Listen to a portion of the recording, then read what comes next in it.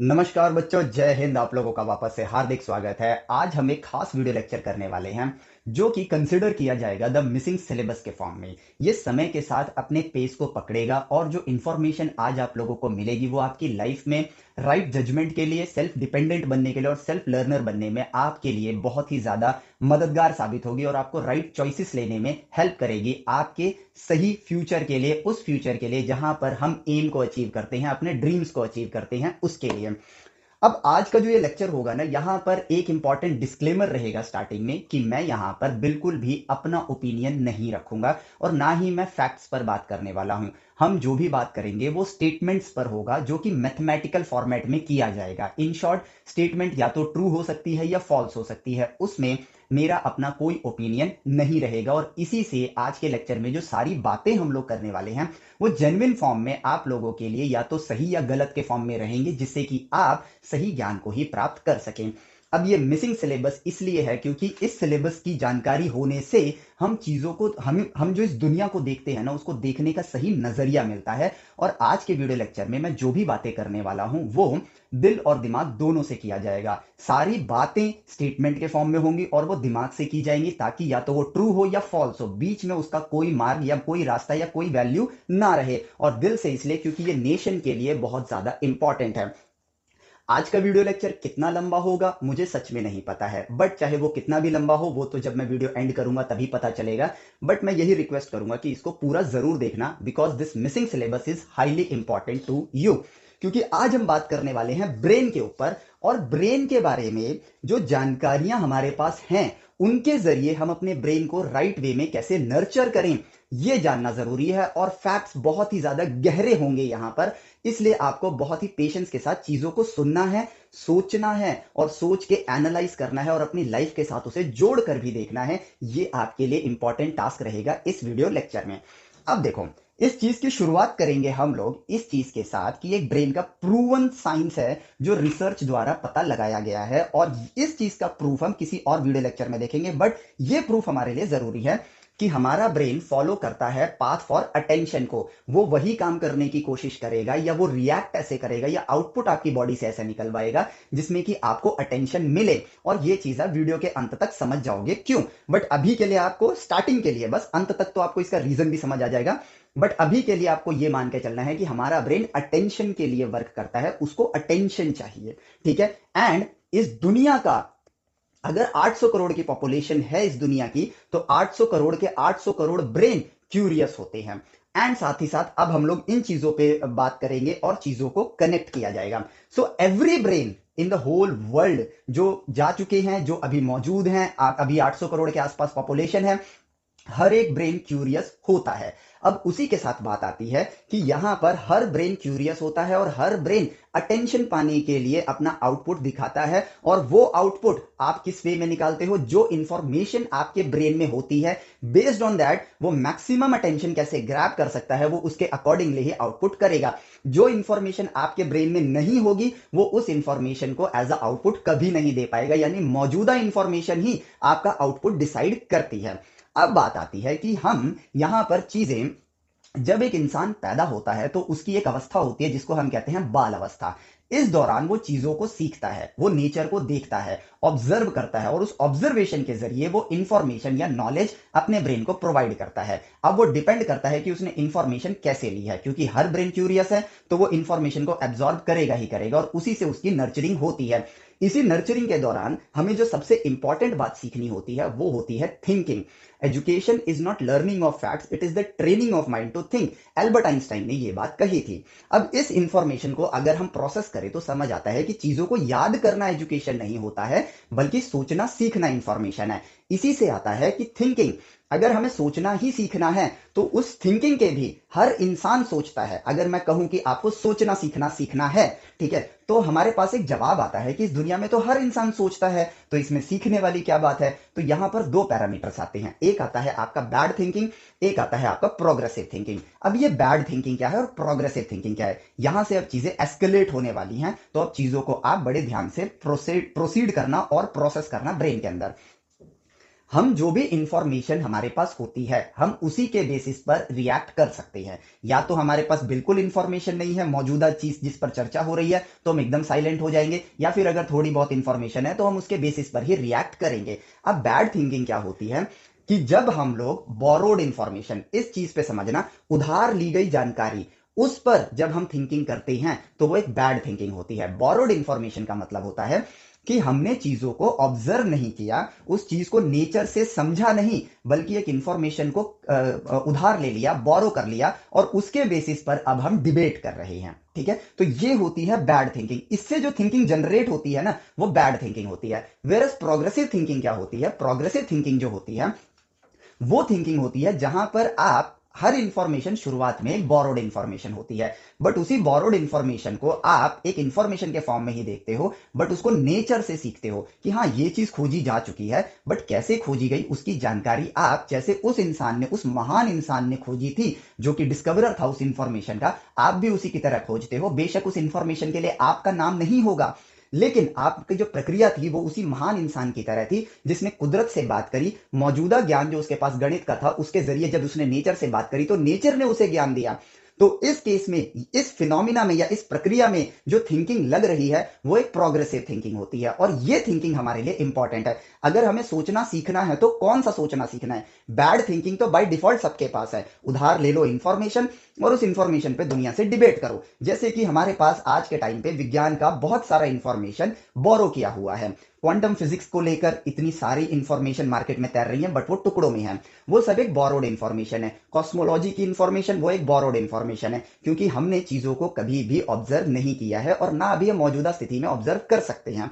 लेकिन यदि वो इंफॉर्मेशन हमारे पास बोरोड फॉर्म में भी है, आज नहीं कर सकते, कुछ इंफॉर्मेशन ऐसी होती है जिन पर हम आज काम नहीं कर सकते लेकिन कल कर सकते हैं, तो कल उस इंफॉर्मेशन को राइट वे में जब तक हम ग्रैब ना करें वो हमारी राइट थिंकिंग का पार्ट नहीं बनेगा। अगर हम उस बोरोड इंफॉर्मेशन पे अटेंशन पाने के लिए दुनिया से डिबेट करते रहें या अपनी नॉलेज का प्रचार करते रहें, तो उस वक्त हम जो बर्बाद करते हैं वो होता है समय। तो प्रोग्रेसिव थिंकिंग तब आती है जब आप चीजों को ऑब्जर्व करके सीखते हो इन a right way.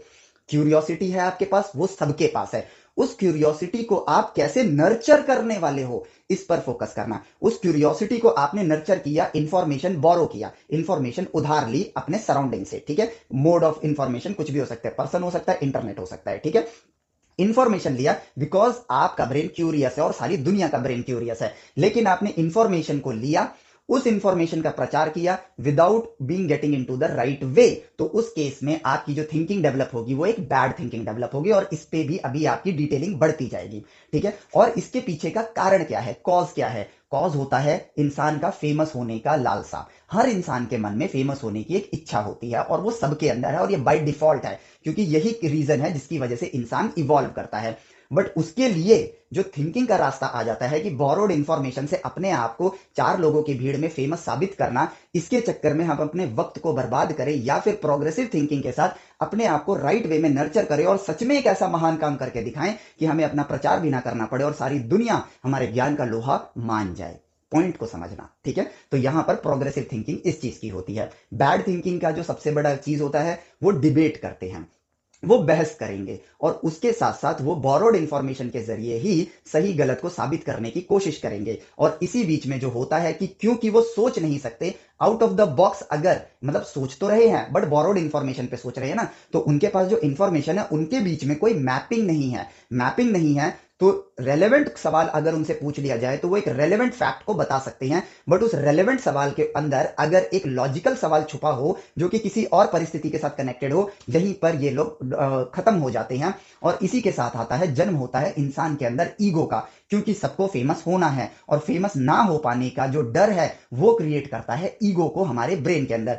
So the less thinker means, thinker तो सभी होते हैं, but the more bad thinker you are, more borrowed knowledge पे अगर आप काम कर रहे हो तो आपका ईगो बड़ा होगा और वो नॉलेज, वो थिंकिंग प्रोग्रेसिव नहीं होती है। ठीक है, तो ये हो गई आपकी bad thinking. Versus progressive thinking होती है तो हर वो सवाल जिसके जवाब पर आप फंस जाते हो उसको आप एक अपॉर्चुनिटी की तरह लेते हो कि यार इसके बारे में मुझे नहीं पता है, चलो इसकी जानकारी प्राप्त करते हैं। तो ये बनती है प्रोग्रेसिव थिंकिंग। सो यहां पर ईगो नहीं है, यहां पर आपकी हार आपके लिए एक अपॉर्चुनिटी में तब्दील हो जाती है। सो दिस इज हाउ आपको आपकी नर्चरिंग करनी है थिंकिंग वाइज।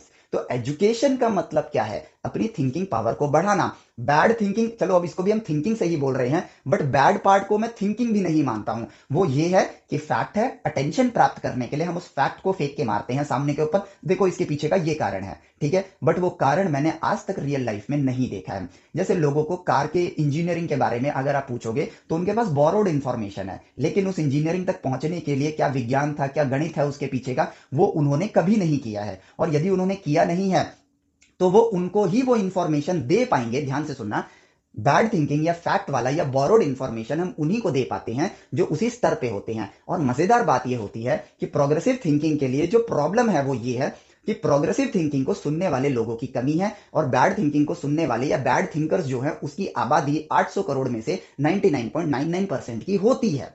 इस वजह से आपको इसी तरह की थिंकिंग हर जगह देखने को मिलेगी, ईगोइस्टिक थिंकिंग। सो इस वजह से इसका इन्फ्लुएंस हर नई जीव पर या हर नए जीवन पर जो कि एक पैदा होता है उस पर इसका असर ज्यादा पड़ता है as compare to progressive thinking का, क्योंकि प्रोग्रेसिव थिंकिंग सक्सेसफुल लोगों की होती है, और सक्सेसफुल लोग गिनती में होते हैं, परसेंटेज में भी नहीं होते हैं, और यही सत्य है। और वो गिनती में जो लोग हैं वो पूरी दुनिया में फैले हुए हैं। इन 800 करोड़ की भीड़ में वो गिनती वाले प्रोग्रेसिव थिंकर जो हैं वो शायद ही आपको मिलेंगे, और वो वैसे भी सॉलिट्यूड को अपना लेते हैं तो वो नजर भी नहीं आते हैं, क्योंकि उनका फोकस होता है लाइफ में कुछ बड़ा करने का, ना कि अटेंशन के लिए अपने समय को बर्बाद करने का। और उसके पीछे का कारण है फेमस होना। फेमस ये भी होना चाहते हैं, ठीक है, इसमें कोई दो राय नहीं है, बट ये प्रोग्रेसिव थिंकिंग के साथ एक दिन इतना बड़ा काम करेंगे कि पूरी दुनिया इनकी थिंकिंग का लोहा मान जाएगी।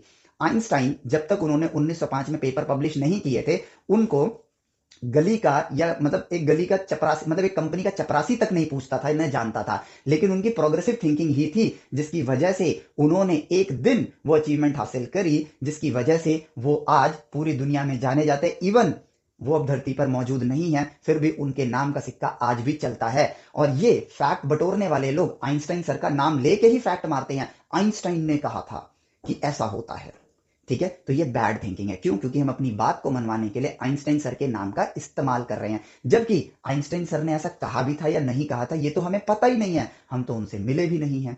सत्य वचन यही है। तो सत्य को समझने के लिए मैथमेटिकल थिंकिंग, मैथमेटिकल टॉक ये जरूरी होता है, और मैथमेटिकल टॉक ही आपको प्रोग्रेसिव थिंकिंग लेकर आती है। What is mathematical talk? Mathematical talk का मतलब ये नहीं होता है कि आप 2+3+5 इसमें बात कर रहे हो, नहीं।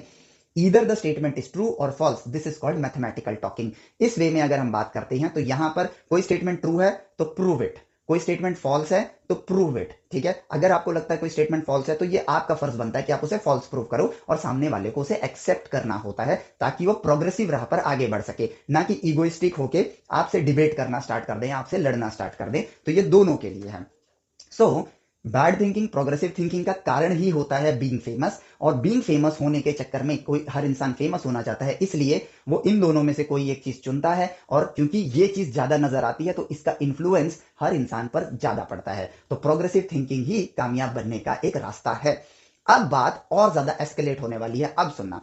इन्हीं थिंकिंग की वजह से इंसान को 5 लेवल ऑफ इंटेलिजेंस में बांटा गया है, और ये जो 5 लेवल ऑफ इंटेलिजेंस हैं ये डिसाइड करते हैं कि आप भविष्य में क्या बनने वाले हो। और मेजॉरिटी ऑफ द जो पॉपुलेशन है वो इन 3 लेवल ऑफ इंटेलिजेंस में आने वाली है, और यहां पर गिनती के लोग आएंगे। तो इन लेवल ऑफ इंटेलिजेंस को पहले समझते हैं। लेवल 1 को समझने से पहले हमें लेवल 2 पे जाना होगा। 5 लेवल ऑफ इंटेलिजेंस, ये हमारा काम है इस इंटेलिजेंस के लेवल को समझ के अपने आप को जज करते रहना और आगे बढ़ाते रहना। प्रोग्रेसिव होने के लिए हमें अपने इंटेलिजेंस के लेवल को बढ़ाना है, तो उसके पैरामीटर्स को हम कैसे देखेंगे अपनी लाइफ में, सिर्फ अपने लिए। क्योंकि पता है, अगर आपको आप कामयाब हो गए ना, कामयाब हो गए, ठीक है, कामयाबी के पैरामीटर्स भी अभी चेंज होने वाले हैं। अगर आप कामयाब हो गए ना तो लिटरली एक कामयाब इंसान सिर्फ खुद के लिए कामयाब नहीं होता है, वो पूरी ह्यूमैनिटी को आगे लेके जाता है। एग्जांपल न्यूटन सर कामयाब हुए, पूरी दुनिया मॉडर्न हो गई, पूरी दुनिया प्रोग्रेसिव हो गई, पूरी दुनिया इवॉल्व कर गई। आइंस्टाइन सर, लेबनिज सर, ठीक है, ये वो महान लोग हैं जिन्होंने कुछ सोचा। गैलीलियो सर, इन्होंने अपने लिए सिर्फ अचीवमेंट हासिल करी और वो अचीवमेंट पूरे इंसान के काम आई। साधारण सा एग्जांपल देता हूं, इस दुनिया में कोई भी इंसान समुद्र लांघ नहीं सकता था, बट एक प्रोग्रेसिव थिंकर ने देखा कि लकड़ी पानी पे तैरती है और उसने नाव बनाई, और उसकी इस थिंकिंग की, इस प्रोग्रेसिव थिंकिंग की वजह से वो उस लेवल ऑफ इंटेलिजेंस पे पहुंचा जहां पर उसकी अचीवमेंट सारी ह्यूमैनिटी के काम आई, क्योंकि पूरी ह्यूमैनिटी ने नाव बनाने के बारे में नहीं सोचा था, वो उस एक महान इंसान ने सोचा था, क्योंकि उसकी थिंकिंग प्रोग्रेसिव थी। बाकियों की थिंकिंग बोरोड नॉलेज पे थी, जो सबको ये कहती थी कि समुद्र को लांघा नहीं जा सकता है, और ये बोरोड इंफॉर्मेशन था। बोरोड इंफॉर्मेशन आपको सिखाती है क्या नहीं किया जा सकता है, वेरस प्रोग्रेसिव थिंकिंग आपको सिखाती है जो नहीं किया जा सकता है उसको कैसे किया जाए, क्योंकि ज्ञान तो सारा कुदरत में मौजूद है, हमें सिर्फ कुदरत को ऑब्जर्व करना है और उससे ज्ञान प्राप्त करना है। ज्ञान के लिए मुझे किसी पर डिपेंड होने की जरूरत नहीं है, क्योंकि नेचर मुझे ये सब कुछ फ्री में दे रहा है।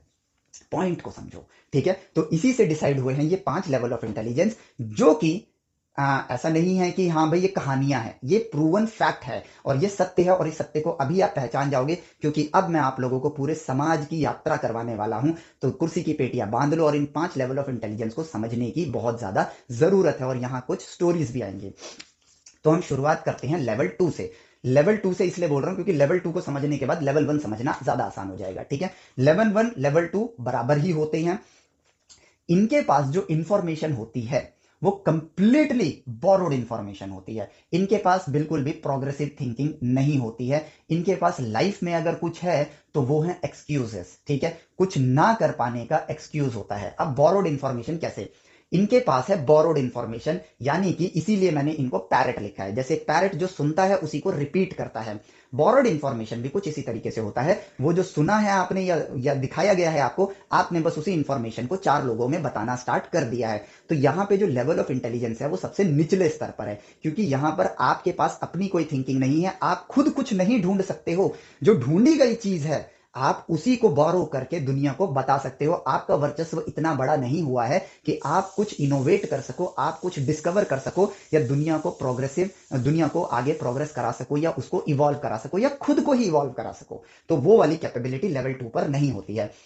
लेवल 2 से नीचे आता है लेवल 1। यहां पर क्या होता है, अगेन एक बोरोड इंफॉर्मेशन है, और उस बोरोड इंफॉर्मेशन से जीवन कैसे जीना है इसका रास्ता लिखा जा चुका है। जैसे लोगों की जिंदगी फिक्स है, पैदा हो गए, स्कूल में जाना है, डिग्री लेनी है, जॉब पकड़नी है, शादी करना है, बच्चे पैदा करने हैं, उसके बाद उनको पढ़ाना है, रिटायर हो जाना है, मर जाना है, खत्म कहानी। पूरी लाइफ लिखी जा चुकी है, और ये एक बोरोड इंफॉर्मेशन है जो हमने अपने एंसेस्टर से ली और हम आगे अपनी अगली जनरेशन को देंगे। यानी कि पूरी लाइफ आपकी ऑलरेडी लिखी हुई है, नथिंग न्यू, और ये अरबों सालों से ऐसा ही चलता आ रहा है। ये है लेवल 1 ऑफ इंटेलिजेंस, जहां we never question our existence, we never question कि अपने सपने जो बचपन में देखे थे वहां तक पहुंचने के लिए मुझे कुछ अलग करना है या नहीं करना है। यहां पर थिंकिंग सबसे लोएस्ट, सबसे निचले स्तर पे होती है। यहां पर थिंकिंग को चैलेंज किया जाता है, यहां पर एग्जिस्टेंस ऑफ रियलिटी को चैलेंज किया जाता है। यहां पर चीजें बहुत ज्यादा रूल बेस्ड होती हैं। मैं शब्दों को बहुत कंट्रोल करके बोलना चाहूंगा ताकि किसी चीज को कोई बुरा ना मान जाए, बट यहां पर रूल्स में जिंदगी जी जाती है। इस वक्त ये करना है, उस वक्त वो करना है, और ये रूल्स लिखे जा चुके हैं बाय क्रिएटर। अभी यहां पहुंचेंगे, क्रिएटर ने ये रूल बनाए हैं, और क्रिएटर ने जो ये रूल लिख दिए हैं, ये लोग इसी रूल में बंध के अपनी पूरी जिंदगी काटेंगे। मींस इस लाइफ का कोई मीनिंग नहीं है। ना लेवल 1 ऑफ इंटेलिजेंस की लाइफ का कोई अहमियत बचती है, ना लेवल 2 की बचती है। फिर आता है लेवल 3। सो लेवल 1 वो है जो कुछ नहीं सोचता है, उसकी थिंकिंग फिक्स्ड है। वो जो सोचता है ना, उसकी थिंकिंग ऑलरेडी लिखी जा चुकी है। वो उसी कार्य को करने के लिए अपनी थिंकिंग पर भरोसा करता है। मतलब उसको बस यही सोचना है कि इस ये उम्र हो गई है, अब इसकी शादी करानी है, बस उसकी थिंकिंग फिक्स्ड है। उसके अलावा वो कुछ नहीं सोचेगा कि इसकी इस उम्र में आ गया है या आ गई है तो इसके पास इतना पोटेंशियल है तो इसको यहां भेजना चाहिए या वो करवाना चाहिए। वो यहां पर नहीं जाएगा। प्लीज इन बातों को कोई भी इंसान अगर सुन रहा है तो गलत वे में मत लेना, क्योंकि हम मोस्टली लोग इन सब चीजों में फॉल करते हैं। लेकिन ये एक सीख के फॉर्म में है, ये दुनिया को सही ज्ञान देने के लिए है, ताकि हम सोचें, एनालाइज करें और प्रोग्रेसिव थिंकिंग के साथ आगे बढ़े। ये सिर्फ इसके लिए, अगेन एक डिस्क्लेमर डाल रहा हूं, तो प्लीज इन चीजों को पॉजिटिव वे में, अपॉर्चुनिटी के फॉर्म में लेना। एक उम्र हो गई तो इसको शादी ही करानी है, एक उम्र थी तो इसको स्कूल में ही भेजना है, एक उम्र थी तो नंबर लाने के लिए इसको स्कूल और कोचिंग ही भेजना है, एक उम्र हो गई तो बोलना स्टार्ट कर देंगे कि अब तुम्हें बच्चे करने हैं क्योंकि अब हमें अगली जनरेशन देखनी है, एक उम्र आएगी तो ये कहेंगे कि अब मरने वाले हैं, इससे पहले हमें ये करा दो, वो करा दो। फिक्स्ड लाइफ, ठीक है। So they never think, they challenge the thinking. ये थिंकिंग अगर उनसे कहा जाए कि ऐसा थोड़ी होता है, वो उसको चैलेंज करेंगे। ठीक है, वो उसको चैलेंज करेंगे। सो इसीलिए जो एनिमल इनको क्लोजली रिसेंबल करता है, प्लीज ऑफेंड मत होना, बट ये सिर्फ और सिर्फ एक रिसेंबलेंस है डोंकी, क्योंकि डोंकी को जो कहा जाएगा वो वही करेगा, उसके अलावा वो खुद की बुद्धि नहीं लगाता है। फिर लेवल 2 जो होते हैं, they are as same as level 1, बस थोड़ी सी एक्स्ट्रा बोरोड इंफॉर्मेशन के साथ। सो लेवल 2 क्या है? एक्स्ट्रा बोरोड इंफॉर्मेशन, जिसकी वजह से ये पैरेट कहलाएंगे।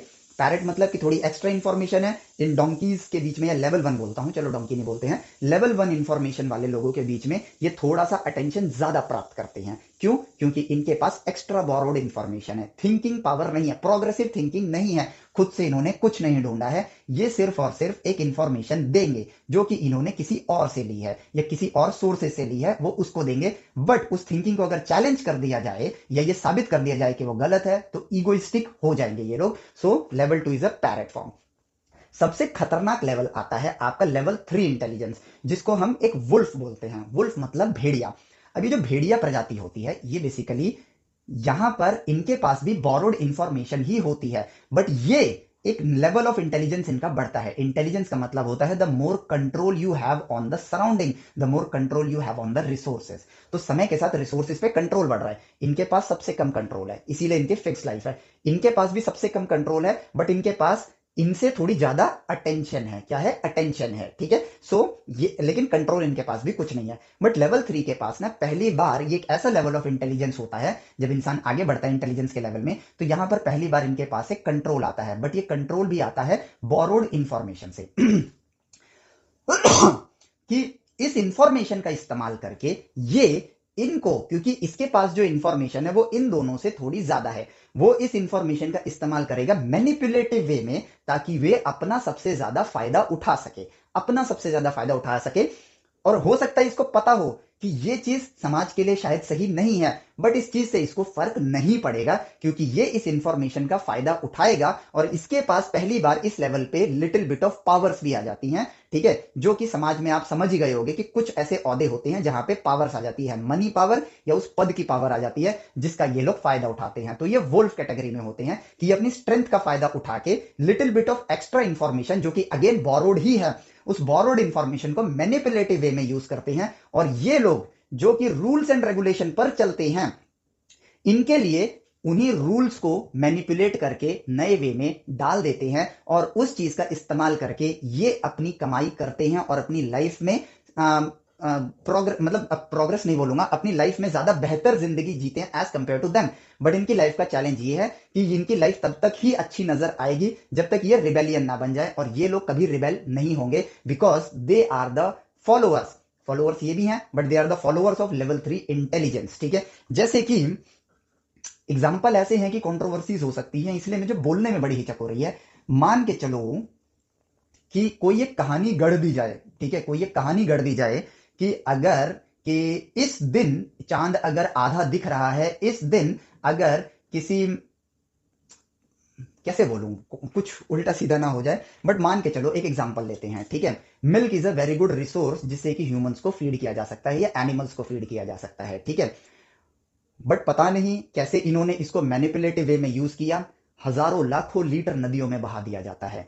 जबकि राइट इंफॉर्मेशन तो ये है जो कि इस लेवल पर ही पता होती है, ध्यान से सुनना, इस लेवल पर नहीं पता होती है। ठीक है, कि मिल्क एक्वेटिक एनिमल्स, मछलियां या जो भी जीव पानी के अंदर रहते हैं, उनके लिए दूध का पानी में आना एक मिलावट के फॉर्म में होता है, एक्वेटिक लाइफ खराब हो जाती है। दूसरा, वो एज ए यूजफुल रिसोर्स किसी और की सेहत बना सकता था। ठीक है, मैं किसी का भी नाम नहीं लूंगा, किसी की लाइफ बना सकता था, but that resource is been wasted. And यहां पर ये वेस्ट क्यों कराया गया? क्योंकि उस वेस्टेज से लेवल 3 इंटेलिजेंस वाले लोगों को बेनिफिट हो रहा है, बहुत मोटा पैसा उनके पास आ रहा है। ध्यान से सुनना, मैनिपुलेटिव इंटेलिजेंस आती है लेवल 3 पर। ठीक है, इसलिए इनको वुल्फ कहा जाता है। वुल्फ जनरली ग्रुप में होते हैं, बहुत बड़ा ग्रुप नहीं होता है, एक छोटा सा ग्रुप होता है, और ये बड़ी पॉपुलेशन का भी शिकार करते हैं मैनिपुलेटिव इंटेलिजेंस का इस्तेमाल करके, कि एक पीछे दौड़ाता है, इनको लगता है पीछे ही आ रहा है, बट दो आगे छुप के शिकार के लालच में खड़े होते हैं। इस तरीके से इनको कंफ्यूज किया जाता है, इस भीड़ को इनका शिकार होता है, इनको पता भी नहीं चलता है, और ये अपनी रोटियां सेक के निकल जाते हैं। सो ये है आपकी लेवल 3 ऑफ इंटेलिजेंस। और इंडिया की सबसे बुरी प्रॉब्लम मैं बताता हूं, ठीक है, प्लीज इसको गलत वे में मत लेना। इंडिया एक प्रोग्रेसिव नेशन इसलिए नहीं है क्योंकि इंडिया की हाईएस्ट लेवल ऑफ इंटेलिजेंस यही है। हाईएस्ट लेवल ऑफ इंटेलिजेंस जो इंडिया में मौजूद है वो ये है, ठीक है। क्योंकि लेवल 4 और लेवल 5 की जो इंटेलिजेंस इंडिया में आती है ना, या तो वो इंडिया के बाहर होते हैं, ठीक है, जिनको अदर कंट्रीज यूज करती हैं, वो भी संख्या कम है, या फिर अगर उन्होंने चूज किया कि वो इंडिया के लिए कुछ प्रोग्रेसिव लेकर आएंगे तो वो मर जाते हैं। ये सत्य है, ठीक है। तो इंडिया का प्रोग्रेसिव ना होने के पीछे कारण है this is the highest we have, highest we have, ठीक है। ये आप समय के साथ जैसे जैसे बड़े होगे आप समझने लगोगे, क्योंकि अब ये इंफॉर्मेशन आपके ब्रेन में है। तो जब आप दुनिया को देखोगे तो आपका नजरिया बदलेगा, तो चीजों को जानोगे। ओके, तो ये है लेवल 3 ऑफ इंटेलिजेंस, ठीक है। यहां पर बोरोड इंफॉर्मेशन पे काम किया जाता है, सेट ऑफ रूल्स होते हैं, ये लोग सेट ऑफ रूल्स पे चलते हैं, ये सेट ऑफ रूल्स को मेक श्योर करते हैं कि जो इनके लिए रूल्स बने हैं उसका पालन होता रहे, और इसी के जरिए ये लोग काम करते हैं इन लोगों के लिए, ठीक है। ध्यान से सुनना, इन लोगों के लिए। इसीलिए ये जो 3 लेवल ऑफ इंटेलिजेंस है ये डिस्ट्रक्टिव इंटेलिजेंस कही जाती है। यानी कि हर बच्चा जो बचपन में बिल्कुल कुछ नहीं जानता, जब पैदा हुआ है जीरो इंफॉर्मेशन के साथ है, बट उसकी लाइफ में उसको इन्हीं फेजेस से गुजरना है। ग्रोथ है ये, ठीक है। आपको इस लेवल से गुजरना होगा, क्योंकि यही आपको हर जगह नजर आएगा, और इसी को कहते हैं the matrix of the society, ठीक है। इस लेवल को आपको पार करना है, क्योंकि ये अपने आप में आपको बांध के रखेगा, ठीक है। अब बढ़ते हैं लेवल 4 पे। ये लेवल 4 ऑफ इंटेलिजेंस जो होता है, इसको मैंने नाम दिया है मदारी। मदारी जो एक्चुअली में इस लेवल ऑफ इंटेलिजेंस पे आने के बाद आप इन सेट ऑफ रूल्स के बाहर निकल जाते हो। फॉर द फर्स्ट टाइम एक इंडिपेंडेंट थिंकिंग आती है, एक इंडिपेंडेंट इंटेलिजेंस आती है।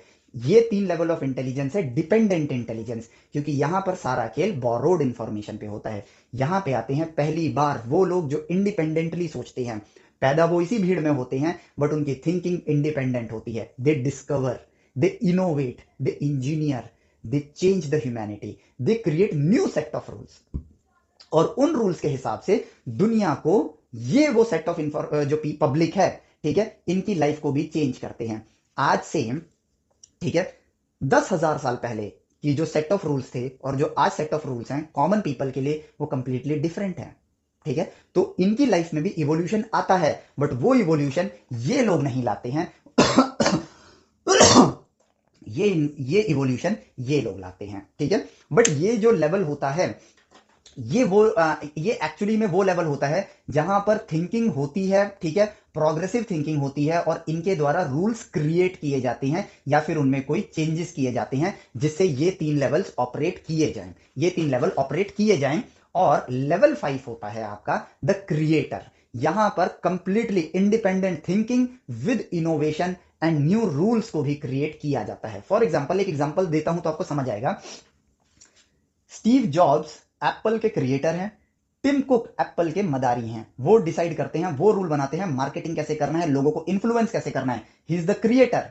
क्रिएटर ही स्टार्टिंग में मदारी भी होता है, बट क्रिएटर एक ही है, ठीक है। सुप्रीम पावर कौन है? क्रिएटर, मदारी, टिम कुक, ठीक है।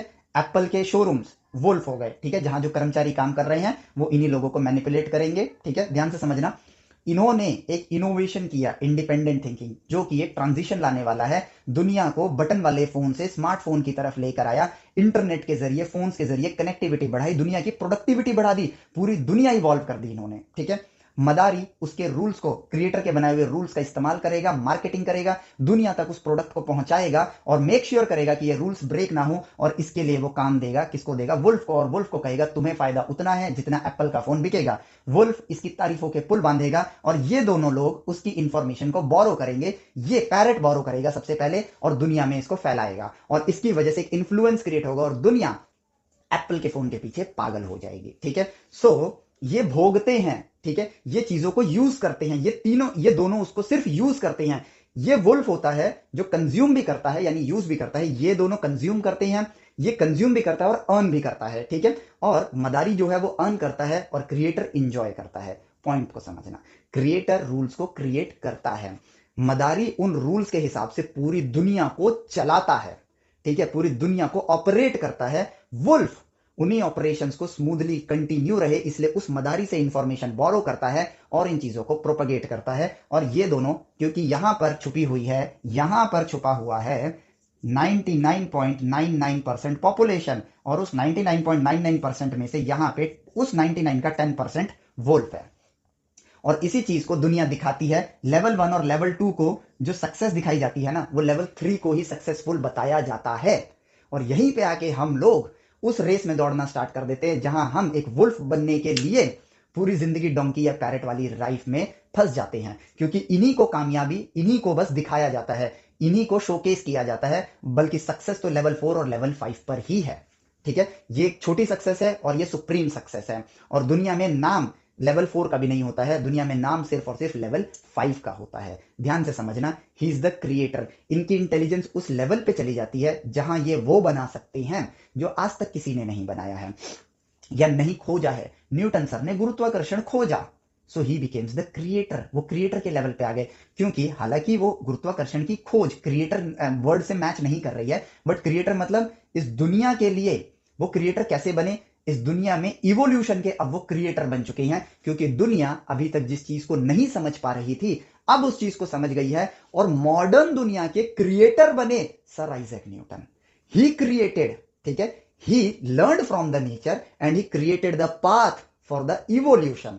उनके बनाए खोजे हुए ज्ञान को इस्तेमाल किया गया मदारियों ने। ठीक है, मदारी मतलब ये सुनने में अजीब लगेगा, बट मदारी इसलिए क्योंकि मदारी कठपुतली को चलाता है। ठीक है, इनके दिए हुए ज्ञान से ही आगे चल के, ठीक है, इंडस्ट्रियल रिवॉल्यूशन आया, क्योंकि मैकेनिक्स के नियम हम लोग समझ गए। उस नियम के का इस्तेमाल करके ही हमने कंस्ट्रेंट मोशन से मशीनें बनाई, लीवर पुली का इस्तेमाल करके क्रेन बनाया, टेंशन को समझा, ऐसी हैवी मशीनरी बनाई, एक छोटी मशीन बनाई जिससे हमने और बड़ी मशीन बनाई और बड़ी मशीन बनाई। और दुनिया में कंस्ट्रक्शन आए, कंस्ट्रक्शन की वजह से आपकी जो दूरियां होती थी वो कम हो गई। एक नदी पड़ती है बीच में, लेकिन उससे उसको पार करने के लिए आपको नदी के पैरेलल चलना पड़ता है, और जहां नदी बहुत संकरी होती है वहां से नाव पकड़ के इधर से उधर जाना पड़ता था और फिर उस गांव पे जाना पड़ता था। लेकिन Newton sir, the creator of evolution, इन्होंने जिस ज्ञान को खोजा, इन्होंने पूरी दुनिया में फ्यूचर की क्रिएशन का रास्ता खोल दिया। और इनके द्वारा दिए गए ज्ञान की वजह से हमें समझ आया कि कंक्रीट में कितनी स्ट्रेंथ है, क्योंकि इसके लिए मैकेनिक्स का ज्ञान लगेगा।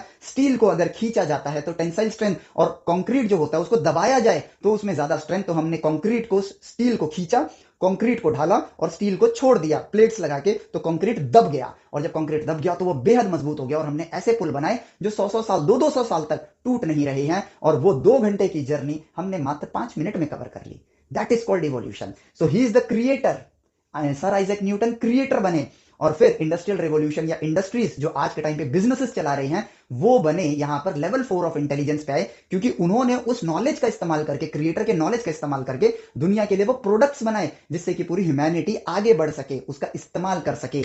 सो ये बने मदारी। अब ये रूल्स बना रहे हैं किसको कैसे यूज करना है और कैसे चलाना है। और वुल्फ उसका प्रचार करेंगे, पैरेट और डोंकी उसका इस्तेमाल करेंगे, क्योंकि कंज्यूमर ज्यादा होते हैं और ऑपरेटर कम होते हैं। ये एक सत्य है, क्योंकि ऑपरेटर ज्यादा होते ही नहीं है। रीजन, और ऐसा नहीं है कि ऑपरेटर ज्यादा हो गए तो इससे दुनिया को कोई नुकसान है, नहीं। जितने ज्यादा अकलमंद लोग होंगे ना, दुनिया उसके हिसाब से और तेजी से इवॉल्व कर जाएगी। क्योंकि अकलमंद लोगों की लाइफ में प्रॉब्लम्स नहीं होती हैं, अपॉर्चुनिटीज होती हैं। प्रॉब्लम्स होती हैं उनकी लाइफ में जिनके पास इंफॉर्मेशन या नॉलेज नहीं होती है, या बोरोड इंफॉर्मेशन होती है, या बैड थिंकिंग होती है। ठीक है, सो क्रिएटर आप समझ गए, मदारी आप समझ गए। ठीक है, तो इस चीज को समझो। अब ये अक्टूबर का महीना है जब मैं ये वीडियो को शूट कर रहा हूं। इस टाइम पर नोबेल प्राइजेस की चर्चा होती है कि इस दुनिया में सबको नोबेल प्राइज मिल रहा है। ठीक है, अब एल्फ्रेड नोबेल, शायद यही नाम है उनका, ठीक है, एल्फ्रेड नोबेल या नोबेल सर की ही कह लो, इनकी जो हिस्ट्री है वो हिस्ट्री कुछ इस तरीके से है कि इन्होंने बॉम्ब को क्रिएट किया था जिससे हजारों लाखों लोगों की जान गई थी। बट एक दिन वो एक न्यूज़पेपर पढ़ते हैं जिसमें गलती से ये छप जाता है कि वो इंसान की डेथ हो गई है, जबकि उनके शायद किसी भाई की डेथ हुई थी। मुझे पूरी बात याद नहीं है, मैंने ये इंटरनेट पे वीडियो देखी थी तो उससे बता रहा हूं कि उनके भाई की डेथ हो गई थी। बट मीडिया को उस जमाने में ये लगा था कि शायद उन्हीं की डेथ हो गई है। तो द मैन हु मेक, मतलब ऐसे था कि जिसने लाखों की जान ली आज उसकी जान चली गई। ठीक है, इस तरह की कुछ हेडलाइन थी। तो ये सुन के नोबेल को समझ आया, एल्फ्रेड नोबेल थे शायद, ठीक है, मुझे पूरा नाम याद नहीं है, एल्फ्रेड नोबेल या नोबेल कह लेता हूं। नोबेल सर को ये समझ आया कि यार दुनिया मुझे इस नाम से पहचानेगी। ठीक है, बट उनकी इंटेलिजेंस थी लेवल 5 की। So he created a new set of rules कि अब इस दुनिया को मैं अपनी अपनी पहचान किस फॉर्म में छोड़ के जाना चाहता हूं। तो उन्होंने कहा जो भी ऐसी क्रिएशन, खोज या कार्य करेगा जिससे कि दुनिया इवॉल्व करेगी, उसको नोबेल पीस प्राइज दिया जाएगा या नोबेल प्राइज दिया जाएगा इनोवेशन के लिए। एंड उनकी इस नैरेटिव क्रिएशन ने पूरी दुनिया के सेट ऑफ रूल्स को ही बदल दिया, क्योंकि ये पूरी दुनिया एक रूल्स बना चुकी थी, और वो ये है कि ये वो इंसान है जिसने लाखों लोगों को मारा है। और आज जिन लोगों ने, शायद जिनको नोबेल सर की हिस्ट्री नहीं पता है, उनसे आप पूछोगे कि नोबेल से आपको क्या समझ आता है, तो वो सिर्फ नोबेल प्राइज का ही नाम लेंगे। So this kind of intelligence, ये वो लेवल ऑफ इंटेलिजेंस है जहां आप क्रिएटर लेवल पर हो, जहां आप सेट ऑफ रूल्स को खुद लिखते हो।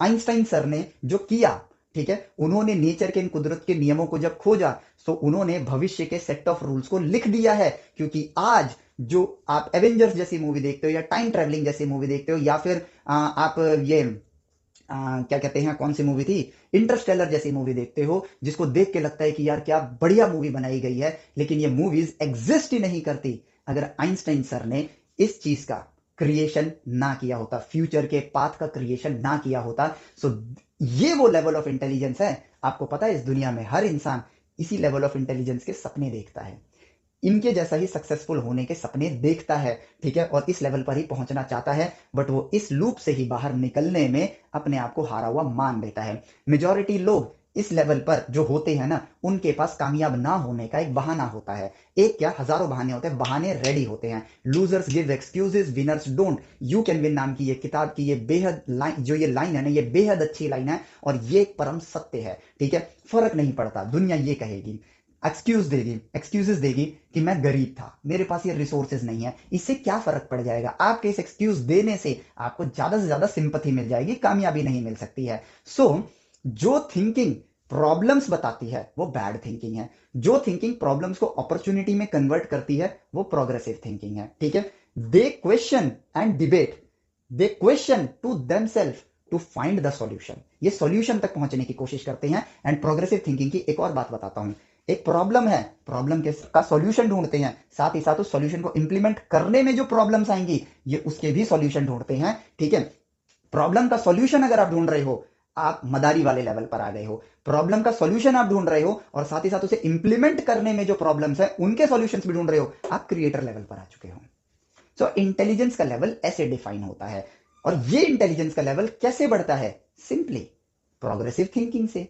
सिर्फ आपको ये भरोसा करना है कि भैया अपने आप पे भरोसा करना है, और अपने आप को इन 5 पैरामीटर्स को ध्यान में रख के अपने आप को आगे लेके जाना है। आपको लर्निंग लेनी है, और लर्निंग जो लेनी है आपको, उसमें यह ध्यान रखना है कि आप समय के साथ अभी भी सामने वाले पर डिपेंडेंट हो या इंडिपेंडेंट हो। क्या आप 4 चैप्टर पढ़ने के बाद 5वां चैप्टर खुद से पढ़ पा रहे हो या नहीं पढ़ पा रहे हो? नहीं पढ़ पा रहे हो, यू आर डिपेंडेंट। पढ़ पा रहे हो, यू आर इंडिपेंडेंट, ठीक है। राइट वे, सही ज्ञान आपको कोई क्यों देगा, ये आपकी जिंदगी है, और जिससे आप उम्मीद करके बैठे हो उसकी भी अपनी जिंदगी है। वो खुद इस भीड़ का पार्ट है, और आप उससे उम्मीद लगा रहे हो कि वो आपको यहां की नॉलेज देगा। नहीं, क्रिएटर आज तक जो भी बना है खुद के दम पे बना है। इस सत्य को पहचानो, क्योंकि कोई भी आपको वही इंफॉर्मेशन दे सकता है जो उसको पता है। जो मुझे नहीं पता है वो मैं आपको कभी नहीं बता सकता, ठीक है। मिल जाए तो अच्छी बात है, ना मिले, हर इंफॉर्मेशन तो आपको सामने वाला नहीं दे सकता है ना। और सीखना कैसे सीखते हैं नेचर से, बस ये सीख लिया जाए तो लाइफ कितनी आसान हो जाती है। और वो सिर्फ और सिर्फ इतनी है, ऑब्जर्व करो, ठीक है, अपने ऊपर ट्रस्ट करो। मैथ, साइंस, कॉमर्स, आर्ट्स या दुनिया का कुछ भी सीखना हो, वो तो 2+2 को सॉल्व करने जितना ही आसान है। और इसका प्रूफ ये है कि जो क्रिएटर है ना, वो भी इंसान ही है, और हर इंसान बराबर होता है। हर इंसान, एवरी ब्रेन इज क्यूरियस। ध्यान से सुनना, अब इसको समझाने के लिए मैं आपको बहुत अच्छी मैंने कुछ डेटा निकाला है पास्ट से, वो आपके साथ शेयर करूंगा। हर ब्रेन क्यूरियस होता है। अब आप अपनी क्यूरियोसिटी को कैसे नर्चर करते हो, ये डिफाइन करेगा कि आप इस भीड़ का पार्ट हो या इस भीड़ का पार्ट हो, ठीक है। मैं इसके लिए आपको रिलीजन बेस्ड कुछ कहानियां बताने वाला हूं, और इसीलिए मैंने ऐसे रिलीजन को चुना है जो विलुप्त हो चुका है, वरना मौजूदा रिलीजन जो है वो मुझे खा जाएगा। इसलिए मैं यहां पे इजिप्ट के रिलीजन का इस्तेमाल करूंगा, और मुझे रिलीजन की इतनी नॉलेज नहीं है, बट हाँ, जो नॉलेज मैं देना चाहता हूं उसकी नॉलेज है। सो इसलिए मैंने यहां पर डेटा को लिख के रख लिया है, और इसको हिंदी ट्रांसलेट भी कर लिया है ताकि मैं आपको बता सकूं, ठीक है। अब जरा समझना, इस लाइन को समझना हमारे लिए बहुत जरूरी है, ताकि हमें यह समझ आए कि हम लेवल 5 ऑफ नॉलेज को कैसे अचीव करते हैं, या उन कामयाब लोगों ने कैसे अचीव किया, जिससे हमारा समय बचे और हम राइट वे में अपने आप को आगे लेकर जाएं, ठीक है। इस दुनिया का हर ब्रेन, हर एक ब्रेन क्यूरियस होता है, बट वो क्यूरियोसिटी ही या तो आपको इस लेवल पे रखेगी 1 2 3 पर, या 4 5 पर लेकर जाएगी। और वो टोटली डिपेंड करेगा कि फेमस होने के लिए आप थिंकिंग को बैड या प्रोग्रेसिव कैसे लेकर जाते हो, और इसको मैं साधारण शब्द में कहूं तो आप अपनी नर्चरिंग कैसे करने वाले हो। डिपेंडेंट रहोगे अगर दुनिया पे, भूल जाओ, इससे आगे लेवल 3 से आगे कभी नहीं जा सकते। इंडिपेंडेंट थिंकिंग डेवलप करोगे प्रोग्रेसिव थिंकिंग की मदद से, ठीक है, तो आप इस लेवल पर पहुंच जाओगे। एंड यहाँ के लोग रिकॉग्नाइजेशन के लिए काम करते ही नहीं है, वो सिर्फ अपने सपने के लिए काम करते हैं, बट उनका सपना इतना बड़ा होता है कि पूरी दुनिया उनको रिकॉग्नाइज कर जाती है। आइंस्टाइन सर ने अपने जो लॉज या नेचर के लॉज जो खोजे, वो फेमस होने मतलब उनको पता था कि इससे मैं फेमस तो हो जाऊंगा। भैया देखो, बेसिक इतने इंटेलिजेंट आदमी, उनको पता है मैं फेमस हो जाऊंगा, बट इस सोच के साथ उन्होंने आगे नहीं बढ़े थे कि ये खोज लूंगा तो फेमस हो जाऊंगा, क्योंकि यहाँ पे उनकी एनर्जी ये सोचने में जाती यार फेमस होना है इसलिए खोजना है, नहीं।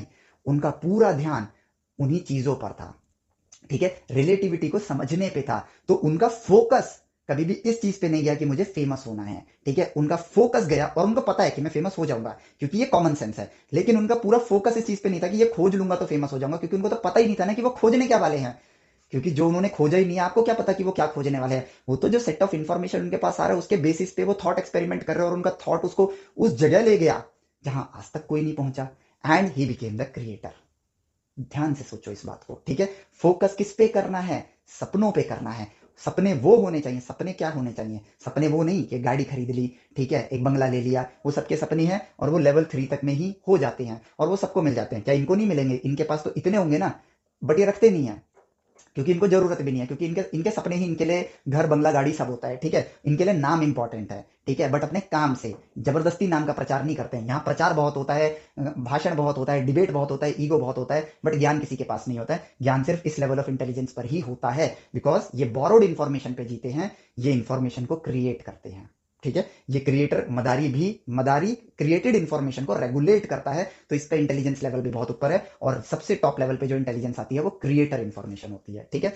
अब देखो, यहां पे मैंने इस इंफॉर्मेशन के साथ दो चीजें लिखी हैं, कंस्ट्रक्टिव और डिस्ट्रक्टिव, ठीक है। ये पॉइंट को ध्यान रखना। अभी तक आपको लग रहा होगा कि यार यहाँ की इंटेलिजेंस सिर्फ कंस्ट्रक्टिव होती है, नहीं, यहाँ की इंटेलिजेंस डिस्ट्रक्टिव भी होती है, ठीक है। इंटेलिजेंस के पॉइंट ऑफ व्यू से समझोगे तो, ठीक है, इंटेलिजेंस जैसे कि अगर एक आदमी है, इंटेलिजेंट बहुत है, और ये क्रिएटर लेवल पे पहुंच गया, तो वो डिस्ट्रक्टिव सेट ऑफ रूल्स बना के सबकी जिंदगी प्रोग्रेस की जगह पीछे भी ले जा सकता है, क्योंकि इसके पास इतनी इंफॉर्मेशन है, इतनी नॉलेज है, इसका इंटेलिजेंस इतना ऊपर है। ये उसको कंस्ट्रक्टिव यूज करता है, डिस्ट्रक्टिव यूज करता है, वो उसके हाथ में आ जाता है, बिकॉज इसको कोई ऑपरेट नहीं कर सकता है। ये अपनी जिंदगी खुद चलाएगा, और अपनी नहीं, पूरी दुनिया के सेट ऑफ रूल्स को अपने हाथों से लिख सकता है। नोबल सर पूरी दुनिया द मैन ऑफ डेथ के नाम से जानती थी, उनको वो माना जाता था, क्या बोलते हैं उसको, अरे वो जो मरने के बाद आता है, जो आत्माओं को लेके जाता है, अब नाम याद नहीं आ रहा है, जो भी होगा आप समझ गए होगे, ठीक है। वो बोला जाता है जो आत्माओं को लेकर मरने के बाद लेके जाता है, ठीक है। सो एल्फ्रेड नोबल को ये माना जाता था, बट उनका इंटेलिजेंस इतना ऊपर था कि उन्होंने सेट ऑफ रूल्स ही बदल दिए। आज दुनिया नोबल सर को एक अच्छे इंसान के फॉर्म में, जो कि वो हैं, ठीक है, क्योंकि उनका वो इनोवेशन ह्यूमैनिटी के इवोल्यूशन में ही काम आया है। दुनिया उनको गलत मानती थी, ठीक है, मैं नहीं मानता गलत, या जो हम उनकी हिस्ट्री सही से पढ़ेंगे तो वो लोग नहीं मानेंगे गलत, बट दुनिया जो बोरोड इंफॉर्मेशन पे चलती है, उन्होंने उनको गलत मान लिया था उनके एरा ऑफ टाइम में, ठीक है। बट उन्होंने उस पूरी दुनिया के लिए ही वो सेट ऑफ इंफॉर्मेशन ही बदल दिया, क्योंकि वो क्रिएटर लेवल पे थे। अब बारी आती है इस बात को समझने की कि नर्चरिंग कैसे करनी है। तो इस बात को मत भूलना, इस दुनिया का हर ब्रेन क्यूरियस है। आपका ब्रेन, मेरा ब्रेन, उसका ब्रेन, इसका ब्रेन, सबका ब्रेन क्यूरियस है। ध्यान से सुनना, और क्यूरियोसिटी की नर्चरिंग डिफाइन करेगी कि हम आगे कैसे बढ़ेंगे। स्टोरी थोड़ी सी लंबी है, ठीक है, ये बहुत लंबी है, इसके लिए मुझे बहुत ज्यादा हिस्ट्री पढ़नी पड़ी थी, बट मैं उसका कुछ अंश ही आप लोगों के साथ शेयर करूंगा। और ये रिलीजियस है, इसलिए मैं इजिप्शियन रिलीजन के बारे में बात करूंगा, ठीक है। तो यहां पर बात आती है आज से 3000 बीसी, यानी कि ये 2000 साल और वो 3000 साल, लगभग 5000 साल पहले की बात, ठीक है, ऑलमोस्ट 5000 साल पहले की बात है। इस दुनिया में हर दिमाग क्यूरियस है, सब जानना चाहते हैं, ठीक है। तो कई लोग होते हैं, ठीक है, कई लोग होते हैं, हर इंसान क्यूरियस है, बट उसी क्यूरियोसिटी में एक आदमी या कुछ आदमी जंप लेते हैं, इंटेलिजेंस को ऊपर लेकर जाते हैं, ठीक है। हर कोई इस लेवल पर चल रहा है, पैदा ही आप इसी लेवल पर ही होगे, ठीक है। तो पैदा आप यहीं पे होते हो, लेवल 1 पे ही होते हो। इंटेलिजेंस समय के साथ बढ़ती है, वो डिपेंड करेगा आपकी नर्चरिंग पे। कोई एक इंसान होता है, वो ये जानना चाहता है सृष्टि का रचयिता कौन है, सृष्टि काम कैसे करती है, दुनिया चलती कैसे है। ठीक है, साइंस वाइंस एग्जिस्ट नहीं करती है, मतलब एग्जिस्ट तो हमेशा करती है बट उतना ज्ञान नहीं है, उतनी इंफॉर्मेशन नहीं है। ठीक है, एक इंसान समुद्र के किनारे पहुंचता है, मैं बेस्ड ऑन दैट इंफॉर्मेशन आपको बता रहा हूं। समुद्र के किनारे पहुंचता है और समुद्र से सुबह के 4:30 पौने 5 या 5 बजे वो सूरज को उगते हुए देखता है। क्या करता है? सूरज को उगते हुए देखता है। और ये वो इंसान है जो उस कबीले से दूर निकल के एक यात्रा पे आया, इसने वो एक्स्ट्रा मेहनत करी, इसलिए इसको ये इन्फॉर्मेशन प्राप्त हुई। वरना हम जैसे अब एक शहर में रहते हैं, हमने कभी समुद्र से सूरज को उगते नहीं देखा है, हमें लगता है सूरज उग रहा है। बट एक सवाल, एक जमाने का एक सवाल, आज हम मोबाइल या इस टेक्नोलॉजी की दुनिया में बिजी हैं, उस जमाने में लोगों के मन में यही सब सवाल आते थे। पेड़ कैसे उगते हैं, जानवर कैसे पैदा होते हैं, सूरज कहाँ से आता है, ये ऊर्जा कहाँ से आ रही है, हम कैसे चल रहे हैं, ये सब सवाल लोगों के सबके मन में है। क्यूरियोसिटी ये सबके पास है। एक इंसान उस कबीले को छोड़ के समुद्र के तल तक जाता है कि जमीन के अंत को ढूंढते हैं। जमीन के अंत को वो जब ढूंढता है तो ऑब्वियस सी बात है, आज के सेट ऑफ इंफॉर्मेशन से सोच के देखो, जमीन का अंत उसे वहां मिलेगा जहां समुद्र की शुरुआत होगी। और उस समुद्र की शुरुआत में ही 12-12 घंटे में दिन और रात होना ही है। दिन भी देखेगा वो, रात भी देखेगा। जब वो रात देखेगा, ठीक है, जब वो दिन देखेगा और रात देखेगा तो रात जमीन में ढल रही होगी, या फिर अगर उधर भी जाएगा तो उसे पता होगा कि उधर भी समुद्र है, तो रात समुद्र में जा रही है और दिन भी समुद्र से निकल रहा है, और दुनिया उसको सीधी नजर आ रही है, फ्लैट नजर आ रही है। और इसी के बेसिस पर, इस इंफॉर्मेशन को लेकर, इस चीज को देखकर वो इंसान कबीले में वापस आता है। Now he has more set of information as compare to the समाज, उस जमाने में जो समाज रहा होगा इजिप्शियन का। उस समाज को फिर वो ये कहानी बताता है और उसको समझ आती है the power of narrative. Narrative की पावर उसे समझ आती है। ऐसा कई लोगों ने किया होगा, हो सकता है कई लोगों ने किया, ठीक है, बट उनमें से किसी एक को ये नैरेटिव की पावर समझ आई। नैरेटिव की पावर मतलब कि इस पावर का इस्तेमाल करके लोगों को कंट्रोल किया जा सकता है। कैसे? ध्यान से सुनना। कई लोगों ने देखा, सबने एक चीज बताया कि समुद्र से सूरज उगता है और समुद्र में ढल जाता है। कुछ लोगों ने इतनी इंफॉर्मेशन दी, बट किसी एक ने इस इंफॉर्मेशन में द पावर ऑफ नैरेटिव को देखा, और नैरेटिव का पावर ऐसे हुआ कि उसने बताया कि मैंने वो खोज लिया है, because he wants attention, he wants to be famous. ध्यान से सुनना, अटेंशन चाहिए ब्रेन को, ठीक है, वो इंफॉर्मेशन देने से अटेंशन मिल रही है, ठीक है, और उस इंफॉर्मेशन से आप उस कबीले में फेमस भी हो रहे हो, क्योंकि आप गए थे उस इंफॉर्मेशन को खोजने के लिए और आप फेमस हो सकते हो। और ये फेमस होना एक लालच लाता है मन में, जो कि पॉजिटिव है, ठीक है, फेमस जितना हो सके उतना हो, ठीक है, लेकिन उसमें कंस्ट्रक्टिव और डिस्ट्रक्टिव ये हमें ध्यान रखना होता है, जो कि मैच्योरिटी के साथ आप समझ जाओगे जैसे जैसे उम्र में बढ़ोगे। तो वो एक कहानी बताता है, इस दुनिया के प्रारंभ की कहानी को गढ़ता है, खुद से बनाता है। And based on the fact कि सूरज को उसने पानी से उगते हुए देखा, वो कहानी जो इजिप्शियन रिलीजन के अंदर या माइथोलॉजी के अंदर लिखी गई थी, वो ये है कि प्रारंभ की कहानी, जब सब कुछ पानी था, सबसे पहले कुछ भी नहीं था। कहानी देखो कैसे गढ़ रहा है, अब आपको फैक्ट समझ आएगा। सबसे पहले कुछ भी नहीं था, ना धरती, ना आकाश, ना इंसान, ना देवता, बस एक अनंत शांत गहरा पानी था। पॉइंट को समझे, पानी था, ठीक है, जिसे इजिप्ट के लोग नन कहते थे, ठीक है, नन मतलब कुछ नहीं। उस पानी में एक दिव्य ऊर्जा थी जो सृष्टि की इच्छा कर रही थी। दिव्य ऊर्जा मतलब उस पानी में एक दिव्य ऊर्जा थी, सूरज एक गोला, जो कि सृष्टि की इच्छा कर रही थी, मतलब सृष्टि बनाना चाहती थी, ठीक है। और तब उस पानी से, अब यहाँ पे कुछ इजिप्शियन वर्ड आएंगे, जितना ट्रांसलेट हो सकता था मैंने कर लिया, ठीक है, लेकिन अब नाम ट्रांसलेट नहीं होते ना, वो तो अब उनकी भाषा में ही रहेंगे।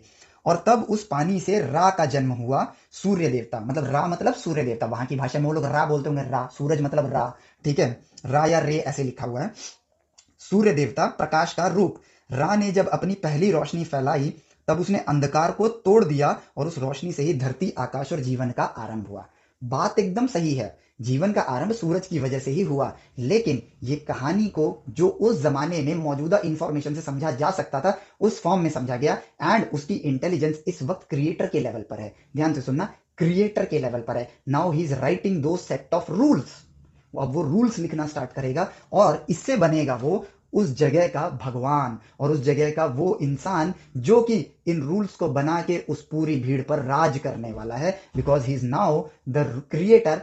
क्योंकि ये कहानी दुनिया क्यों सुन रही है? क्योंकि इस दुनिया का हर दिमाग क्यूरियस है। बस फर्क पता कितना है, क्रिएटर की इंफॉर्मेशन कुदरत से ली गई है और बाकी लोगों की क्यूरियोसिटी को फुलफिल उन्होंने किया दूसरे पर डिपेंड होके। ध्यान से सुनना, मैं क्यों कहता हूं सेल्फ लर्नर, सेल्फ डिपेंडेंट बनना। बाकी की जनता उसी क्यूरियोसिटी को नर्चर कर रही है उस इंसान पर डिपेंड होके ठीक है, उस इंसान पर डिपेंड होके जो खोज के लाया है। सो बाकी की दुनिया अपनी क्यूरियोसिटी को नर्चर कर रही है बोरोड इंफॉर्मेशन से, ठीक है, और क्रिएटर उस इंफॉर्मेशन को क्रिएट कर रहा है क्योंकि वो भी क्यूरियस है और ये भी क्यूरियस है। इसने जो समझा हो सकता है इसने गलत समझा हो, बट स्टिल वो इंटेलिजेंस के पॉइंट ऑफ व्यू से देखा जाए, इसने जाके देखा, इसने मेहनत करी, तो इसने अपनी इंटेलिजेंस के दम पर अपनी मौजूदा इंफॉर्मेशन जो ब्रेन में है इसने कहानी को रचा। सो ही बिकेम द क्रिएटर। और दुनिया बोरोड इंफॉर्मेशन पे जी रही है तो वो अपनी क्यूरियोसिटी को नर्चर कर रही है बोरोड इंफॉर्मेशन पे। तो एजुकेशन के टाइम पे हमें क्या सीखना है?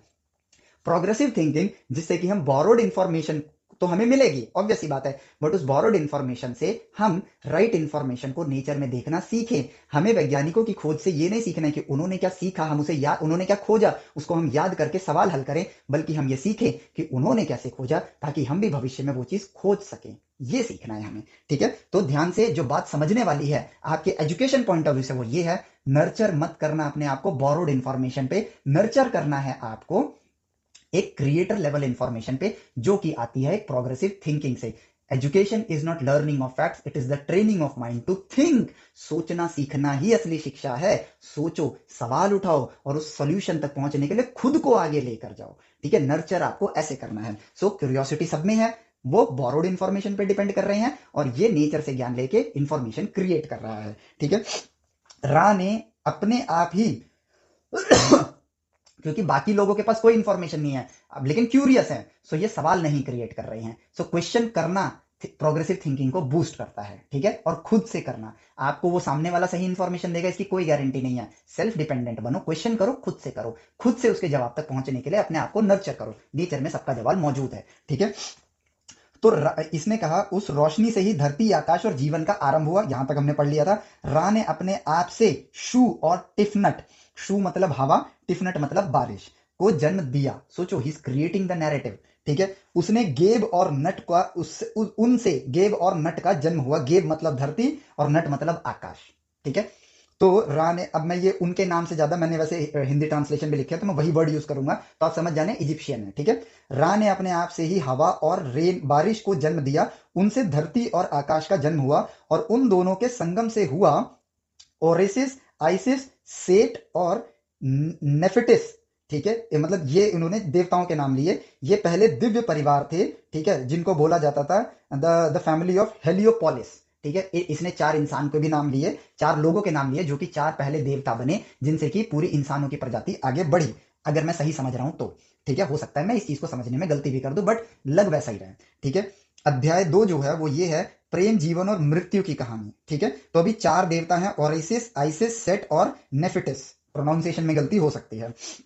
तो ओरेसिस धरती और समृद्धि के देवता बने। उन्होंने मानवों को खेती, नियम और धर्म सिखाए, ठीक है। तो लोगों ने जब ये सोचते थे, क्यूरियोसिटी, हमें खेती कहाँ से आई, ठीक है, ये जो खेती के रूल्स बने जो कि एंसेस्टर्स बना के गए थे उनके, ये नियम कहाँ से आए, ठीक है, ये धर्म जो हम चीजें फॉलो करते हैं ये किसने सिखाया, तो इन्होंने कहानी गढ़ दी कि ओरेसिस ने धरती समृद्धि के देवता बने, उन्होंने मानवों को खेती, नियम और धर्म सिखाया, सभी उन्हें प्यार करते थे। ओरेसिस बने एक अच्छे देवता, ठीक है।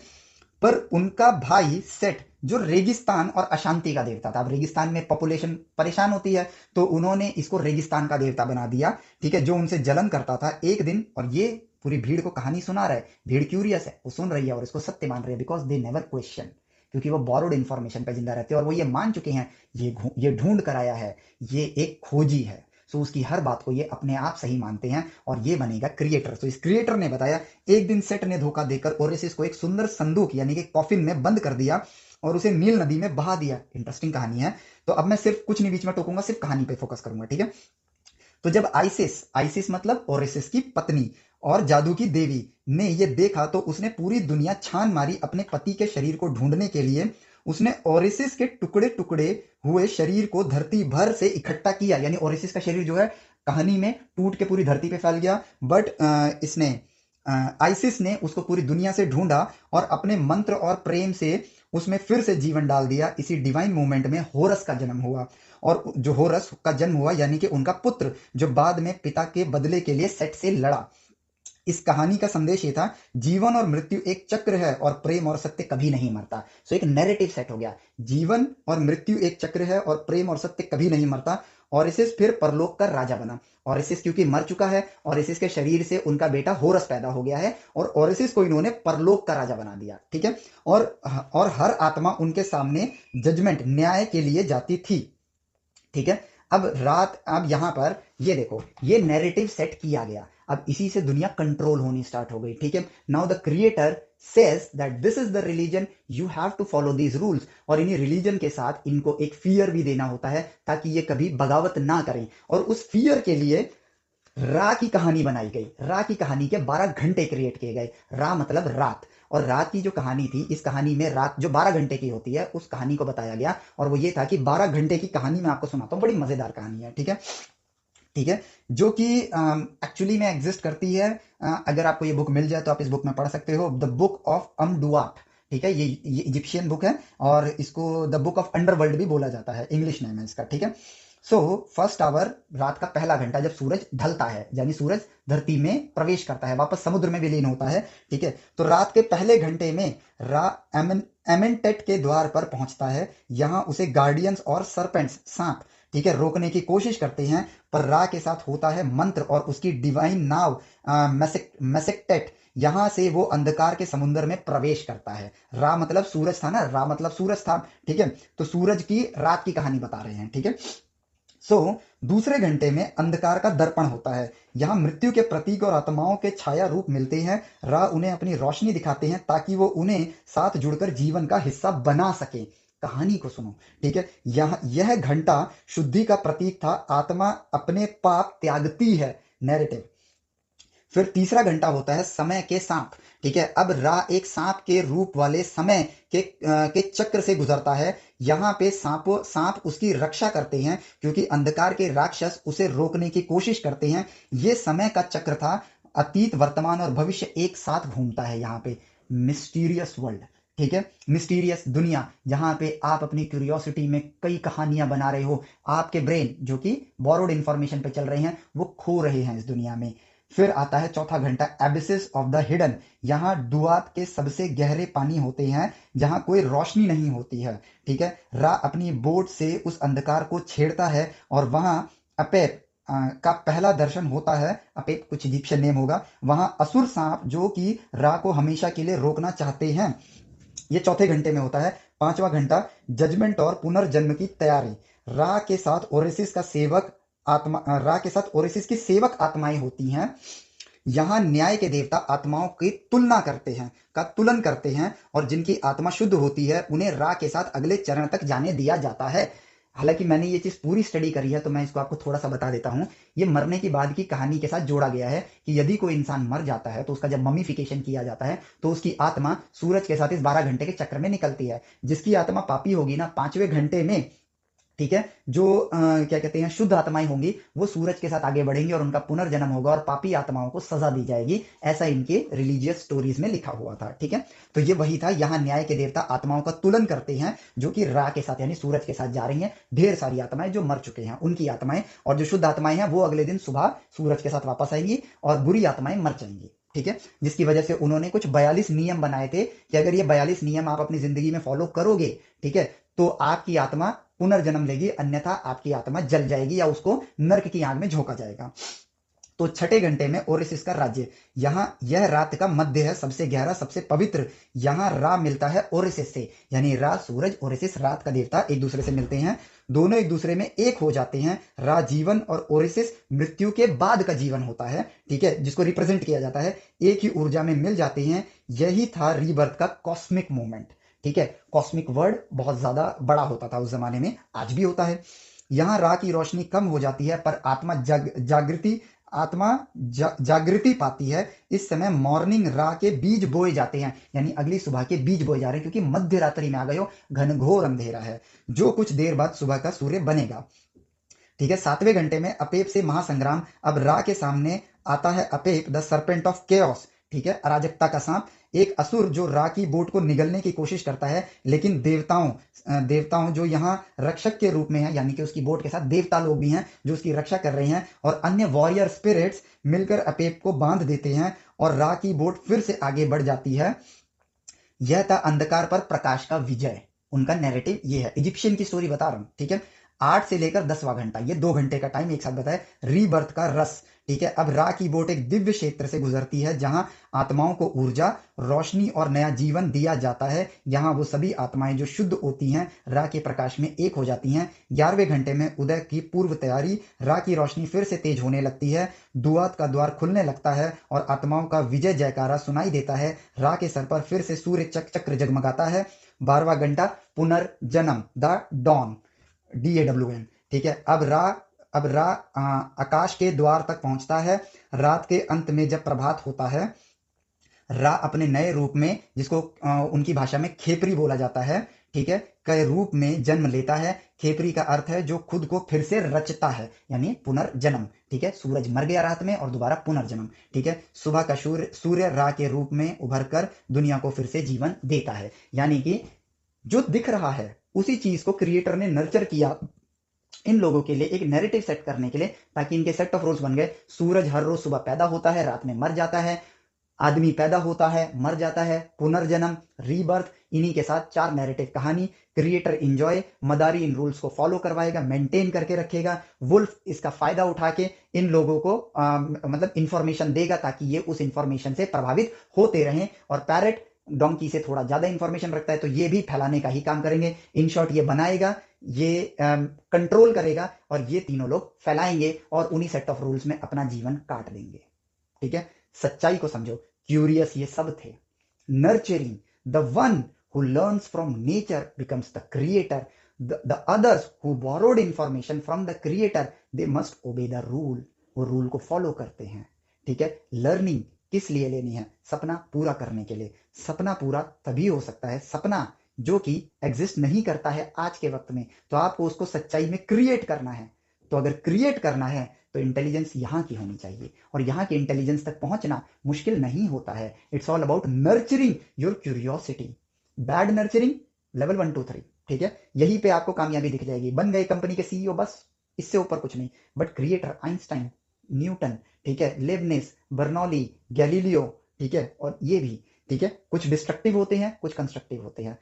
खैर ये चीज पे तो हम बाद में आएंगे। मुद्दा ये है, इंटेलिजेंस का लेवल 5 होगा तो हम दुनिया को अपने हिसाब से चला सकते हैं, उसका भलाई कर सकते हैं, और चलाना इंपॉर्टेंट है ही नहीं। जो यहां पहुंचना चाहता है ना, जो यहां पहुंचता है, वो इसलिए नहीं पहुंचता है कि मुझे दुनिया चलानी है। एक्चुअली में उसकी नॉलेज इस हद तक सही होती है ना कि वो चीजों को प्रिडिक्ट करने लग जाता है। उसका किया गया हर एक काम, ठीक है, क्रिएटर की तरह काम करता है। ये कंट्रीज पे भी लागू होता है, ठीक है। जैसे चाइना है, चाइना के पास रेयर अर्थ मटेरियल है, ठीक है। सो रेयर अर्थ मटेरियल के लिए उसने दुनिया की इकोनॉमिक्स के लिए क्रिएशन कर दी है, अपनी अवेलेबिलिटी उसकी एक क्रिएशन बन गई है। अब बिना रेयर अर्थ मटेरियल के मोटर्स बनाना, ईवीज को बनाना मुश्किल है।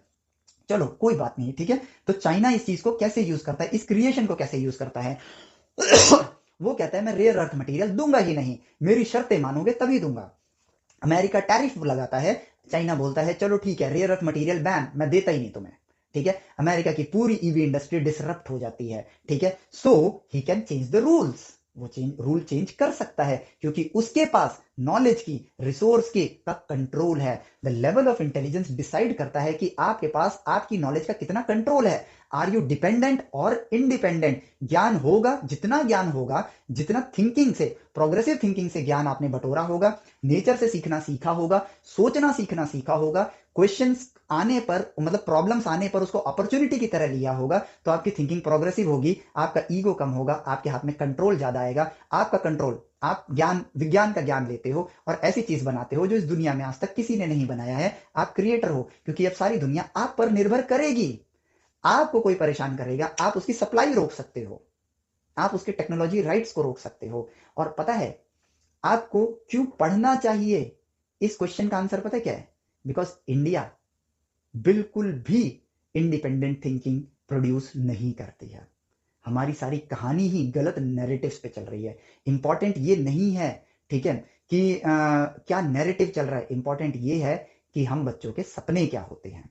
इंपॉर्टेंट ये है, दुनिया नैरेटिव सेट कर रही है। वुल्फ्स, आईआईटी नहीं तो करियर नहीं, ठीक है। और आईआईटी से भी क्या ही मिलेगी? एक जॉब जिसमें अगेन आप वुल्फ लेवल तक ही पहुंच सकते हो, और वो भी चंद लोग, बाकी लोग तो डोंकी और पैरेट में ही रहने वाले हैं। वुल्फ को ही दिखा के, वुल्फ को ही दिखा के आपको सक्सेस का एक डिफरेंट पैरामीटर सेट कर देंगे और उसी पैरामीटर में आप खो के रह जाओगे और यहीं को जब आप एक लेवल मान लोगे तो आप इन्हीं दोनों लेवल में फंस के रह जाओगे, क्योंकि इस लेवल पर सीटें कम होती हैं, ठीक है। वेयर एज इस लेवल पर आपकी अपनी सीट फिक्स्ड है, आपका अपना खुद की एक सीट है जो आपने खुद से क्रिएट करी है। इंपॉर्टेंट क्या है हमारे नेशन के लिए? हर प्रॉब्लम का सॉल्यूशन है right way of education, but हमने एजुकेशन को ही गलत रास्ते पर ले गए हैं। इंपॉर्टेंट साइंस है, इंपॉर्टेंट मैथमेटिक्स है, बट हमारे लिए इंपॉर्टेंट क्या बना दिया गया है पता है? इंपॉर्टेंट आईआईटी है। सोचो आप एक कंप्यूटर इंजीनियर बनना चाहते हो बट आईआईटी में मेटलर्जिकल इंजीनियरिंग मिली है आपको, तो क्या आप अपने आप से ये कह पाओगे कि आप डिपेंडेंट हो या इंडिपेंडेंट हो?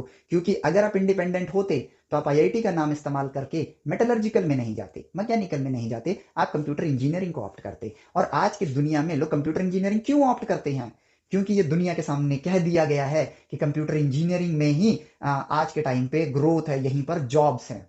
बट साइंस, मैकेनिकल इंजीनियरिंग करो, सिविल इंजीनियरिंग करो, मैथमेटिक्स में जाओ, मेटलर्जिकल में जाओ, जब आप कुछ खोजोगे ना, क्रिएटर लेवल पर पहुंचोगे, ठीक है। सोच के देखो, माइनिंग में आज के टाइम पे पैसा नहीं है, माइनिंग इंजीनियरिंग में, ये दुनिया का नैरेटिव है, हटाओ साइड में। आप आज के टाइम पे एक ऐसे बॉम्ब को बनाते हो जो नोबल सर ने बनाया था, जिसकी वजह से माइनिंग इतनी प्रोग्रेस हुई, जो कि 1 घंटे में 10 टन मलबे को तोड़ सकती है। आप एक ऐसे केमिकल को ढूंढो केमिस्ट्री की मदद से जो कि 10 क्या बोला था मैंने, डेटा दिया था, 1 घंटे में 10 टन, मान लेते हैं, मैं वो डेटा भूल गया, 1 घंटे में 10 टन मलबा तोड़ सकती है। आप एक ऐसा बॉम्ब बना लो जो 1 घंटे में 50 टन तोड़ सकती है। अब क्या आज भी वो पुराना टीएनटी यूज करेगी दुनिया, या आप पर डिपेंड करेगी? Now you became the creator, पूरी माइनिंग इंडस्ट्री का कंट्रोल आपके हाथ में आ गया एक झटके में। कौन कहता है कि ये फील्ड बढ़िया है, वो फील्ड बढ़िया है? अगर आपके पास सपने हैं ना, कुछ बड़ा करने की इच्छा है, कोई फील्ड चूज कर लो, कामयाबी खड़ी है। बिकॉज इंटेलिजेंस डिफाइन होता है हाउ मच यू कंट्रोल, इस पर डिपेंड करता है। आईआईटी मत जाओ भाई, क्या फर्क पड़ता है? सपना देखो, सपना पूरा करो, ठीक है। आपको अंतरिक्ष में जाना है, मनी के लॉ को समझो, मनी के साइकिल को समझो। आई नीड मनी, मेरे पास साइंस का ज्ञान है बट मनी का ज्ञान नहीं है। अब अधूरा ज्ञान क्यों? क्योंकि यहां पर क्या कहते हैं, बोरोड इंफॉर्मेशन। साइंस सीखो, साइंस सीखो, अरे भैया बनाना रॉकेट है, पैसे का ज्ञान भी चाहिए ही चाहिए। एरोनॉटिकल इंजीनियरिंग करके मैं स्पेस में जा ही नहीं सकता जब तक मेरे पास पैसों का ज्ञान नहीं होगा। 8,000 करोड़ का तो एक रॉकेट बनेगा, मुझे तो इंडस्ट्री बनानी है, मल्टीपल फेल अटेम्प्ट करने हैं। अगर मैं बिजनेसेस क्रिएट नहीं करूंगा, फ्लो ऑफ मनी क्रिएट नहीं करूंगा, तो क्या मैं स्पेस एक्स जैसी इंडस्ट्री क्रिएट कर सकता हूं? Think about it. Borrowed information या क्यूरियोसिटी को बोरोड इंफॉर्मेशन से नर्चर करना है, या फिर अपनी प्रोग्रेसिव थिंकिंग को डेवलप करना है। सोचना सीखना सीखना है, प्रोग्रेसिव थिंकिंग को सीखना है, ये इंपॉर्टेंट है। आईआईटीज, यहीं से करियर बनेगा। प्रॉब्लम का सॉल्यूशन ये था ही नहीं कभी, ठीक है। और हम इतने साल से इस चीज को, इस नैरेटिव के चक्कर में इंडिया का बंटाधार कर रहे हैं। प्रॉब्लम का सॉल्यूशन इंडिया की ग्रोथ के लिए आईआईटीज नहीं थे, एजुकेशन का सुधरना था। हमने राइट सॉल्यूशन पर फोकस ही नहीं किया। द ओनली रीजन इज, आपको क्यों पढ़ना है, सही जवाब दूं, हमारे पास highest level of intelligence level 3 है, and they do not think, they just follow. Borrowed information पे चलने वाली जनता या कोई समाज या कोई देश प्रोग्रेसिव नहीं होता है। हमें जरूरत है इन दोनों की, हमारे पास यही नहीं है। आज अमेरिका हम पे टैरिफ लगा देता है या हमको धमका देता है, माई बाप आप जो बोलोगे हम वो करेंगे। हमारी पूरी आईटी सेक्टर की इंडस्ट्री, दे वांट अस, वो चाहते हैं कि हम जॉब करें। देखो बड़ी सिंपल सी बात है, एक साधारण भाषा समझाता हूं। एक अमीर आदमी अपने घर में नौकर चाकर इसलिए नहीं रखता है कि उसके पास पैसा है, वो इसलिए रखता है ताकि वो अपना वक्त बचा सके, अपने काम में लगा सके, ठीक है। पॉइंट को समझना, इस मैथमेटिकल कॉन्टेक्स्ट में समझेंगे इसे। So he don't want to cook because cooking takes 1 to 2 hour of time. He do not want to mop the floor, पोछा लगाने में समय नहीं बर्बाद करना चाहते क्योंकि उसमें भी 1-2 घंटा लगेगा। अगर वो अपनी जिंदगी के 2 घंटे बचाता है और अपने काम में लगाता है, ही अर्न्स मोर।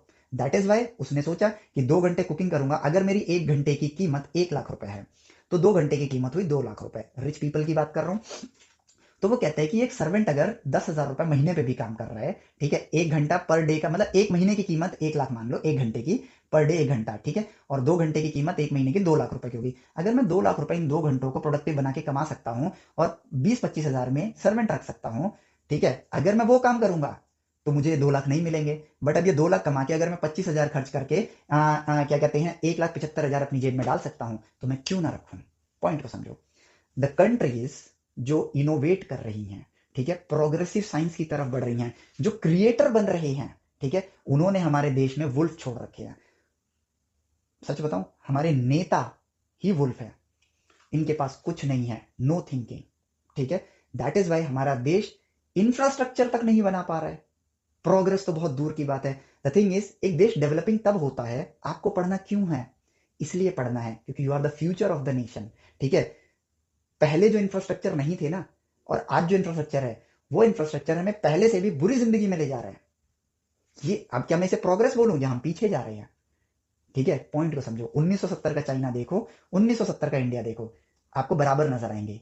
2025 का इंडिया देखो और 2025 का चाइना देखो, ठीक है, आपको जमीन आसमान का अंतर नजर आएगा। प्रोग्रेस नहीं है। Why every Indian students need to study in the right way? Because हमारे पास इसकी कमी है, और पढ़ लिख के हम यही तो बनना चाहते हैं।